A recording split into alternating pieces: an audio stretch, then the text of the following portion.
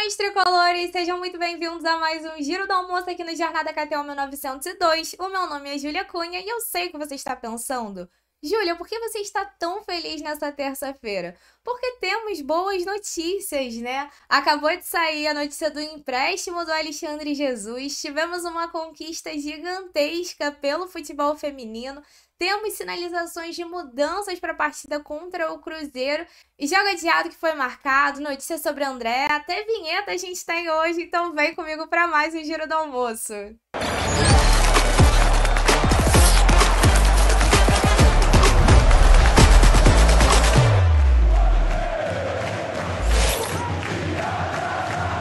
Já comenta aí o que vocês acharam da vinheta, eu particularmente achei brabíssima. E vamos com a primeira notícia do Fluminense no dia, que é o empréstimo do Alexandre Jesus. Saiu agora há pouco, ela foi publicada pelo Marcelo Neves do GE e vou compartilhar aqui com vocês as informações.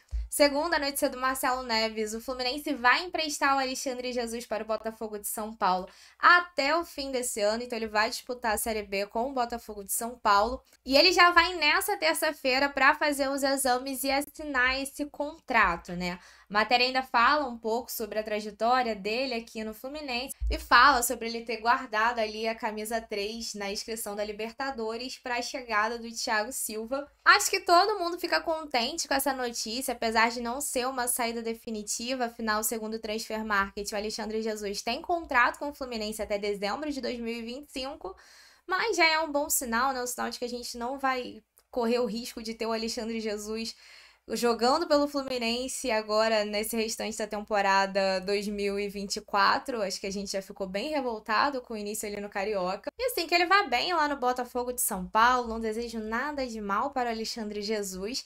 Me incomoda muito saber que ele ainda faz parte desse elenco, mas que bom, né? Que a gente conseguiu esse empréstimo, não fica com o jogador aí parado, correndo risco daqui a pouco tá em campo, né? Agora eu vou aproveitar esse clima positivo para pedir o seu like aqui no vídeo, se você está gostando desse conteúdo, e vamos falar sobre Fluminense e Cruzeiro, porque tivemos aí sinalizações de mudanças. Saiu uma matéria do Marcelo Neves de GE, indicando que o Diniz deve fazer algumas alterações para essa partida contra o Cruzeiro. Além dos titulares que estão suspensos, como Felipe Melo e Ganso, o Felipe Melo, que inclusive também saiu matéria sobre ele, dizendo que ele atuou no sacrifício na última partida, o que já é um problemão você pensar que o Felipe Melo do sacrifício está entregando mais do que quem está bem fisicamente ali na zaga. Mas além desses dois que devem ser substituídos por Renato Augusto e Thiago Santos, também há informações de que o Diniz deve barrar Marlon e Keno. São dois jogadores que de fato vinham vindo mal nos últimos jogos, então nem é um espanto a gente pensar que eles podem ficar de fora dessa partida. Só que além dessa troca de peças, também há a possibilidade, segundo a matéria do Diniz, fazer alterações táticas para essa partida contra o Cruzeiro. Confesso que eu fiquei um pouco surpresa, porque a última coletiva de imprensa do Fernando Diniz, eu acho que ele estava com um discurso muito mais resistente. Mas assim, de fato, mudanças são necessárias, né? Essa partida contra o Cruzeiro no Mineirão, ela já vai ser muito difícil. Saiu até uma matéria no Netflu falando sobre o retrospecto do Fluminense no Mineirão. E segundo a matéria, em 67 jogos nós tivemos 18 vitórias, 17 empates e 32 derrotas. Se a gente se apega ali, seriam essas vitórias que nós conquistamos em 2023 e em 2022 contra o Cruzeiro lá. Mas a verdade, mais do que retrospecto, é que isso vai depender de uma melhora de desempenho do Fluminense. De qualquer forma, esses últimos treinos ainda devem dar novas sinalizações de qual vai ser a escalação contra o Cruzeiro, então com certeza a gente deve ter mais novidades para falar aqui amanhã, mas já comenta aí quais mudanças você gostaria de ver nessa próxima partida. Bem, se você está assistindo esse vídeo até aqui, imagino que você esteja gostando, então vou te pedir para se inscrever aqui no Jornada para não perder os nossos próximos vídeos e também as nossas lives. E agora a gente vai falar sobre a notícia que saiu ontem, que foi a definição da data e do horário da partida entre Fluminense e Internacional. Esse jogo ainda estava com data e horário indefinidos, e vai acontecer agora nesse início de julho, dia 4 de julho, às 9 horas da noite.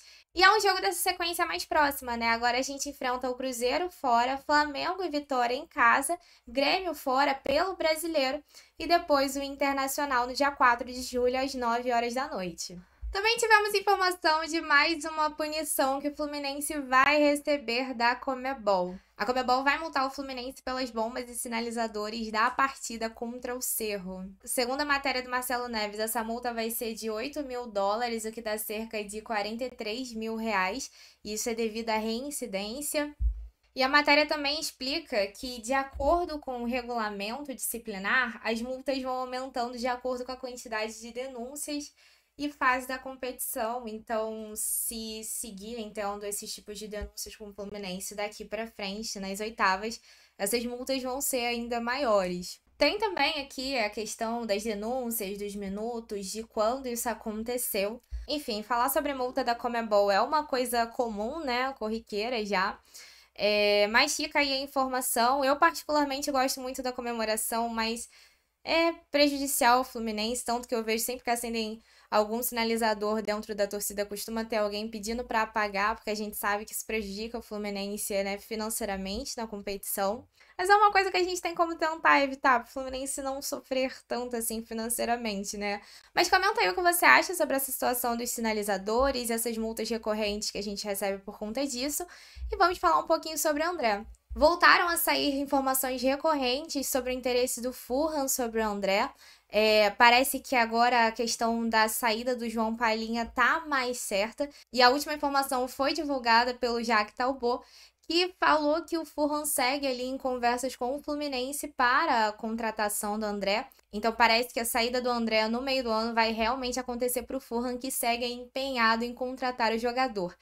Agora, para a gente fechar com uma boa notícia, vamos falar sobre o feito conquistado pelas guerreiras do Flusão na partida de ontem. Vou jogar aqui na tela o vídeo que o Rafael Siqueira mandou pra gente. Rafael Siqueira, que é do time de guerreiras, que fala tanto sobre futebol feminino como o vôlei feminino do Fluminense. Vou deixar na tela para vocês e já volto pra gente comentar sobre esse resultado. Muito boa tarde, Júlia. Rafael Siqueira passando aqui para falar do feito histórico que aconteceu ontem em Xerém. Sim, nossas guerreiras estão de novo na Série A1 do Campeonato Brasileiro Feminino e irão permanecer na primeira divisão, na elite nacional, em 2025. Vitória por 1-0 contra o América Mineiro. Dependia de que o Botafogo não vencesse o Internacional, acabou perdendo para o Internacional por 3-0. Com isso, o Fluminense chega aos 17 pontos, o Botafogo tem 20. Não dá para alcançar mais porque faltam 2 rodadas, então Fluminense garantido na Série A1 de 2025. E por que é um feito histórico? Porque não é comum um time que sobe da Série A2 ficar na Série A1. É normal que um time suba da Série A2 e volte pela diferença de investimento. E o Fluminense, junto com o próprio América, que também subiu com o Fluminense, consegue se manter na Série A1 pelo segundo ano seguido, um feito histórico, e agora se permite sonhar com o G8. O G8 da vaga nas quartas de final da competição. O Fluminense está em 10º com 17 pontos e o América Mineiro abre o G8 com 18 pontos. Então por que não olhar para frente agora? Faltam 2 rodadas, vão acontecer só em agosto. O Campeonato Brasileiro Feminino para agora para a Copa América e depois para as Olimpíadas. O Fluminense enfrenta o Red Bull Bragantino em casa, que está em 6º com 19, ou seja, só 2 pontos à nossa frente. Uma vitória já garante uma posição a mais. E fecha contra o Real Brasília, que é uma equipe que está atrás da gente brigando contra o rebaixamento. Ou seja, uma tabela super interessante para o Fluminense encerrar sua participação buscando uma vaga nas quartas de final, que seria feito mais histórico ainda para essas guerreiras do Flusão, beleza? Me despeço por aqui, Júlia, muito obrigado pelo espaço aqui no seu giro, e é isso, valeu! Obrigada pela participação e tamo junto, Rafa. Sigam o Rafa nas redes sociais, é só procurar pelo time de guerreiras. E bem, deu pra entender, né, o porquê que é um feito tão importante, porque os tricolores têm sim que comemorar. Além da questão que o Rafael falou da diferença de investimento quando você sobe da Série A2 pro Brasileirão pra Série A1, também tem a questão da tabela, né? Diferente do Brasileirão masculino, onde a gente tem 20 times e 4 serão rebaixados. O Brasileirão feminino tem 16 times e 4 são rebaixados.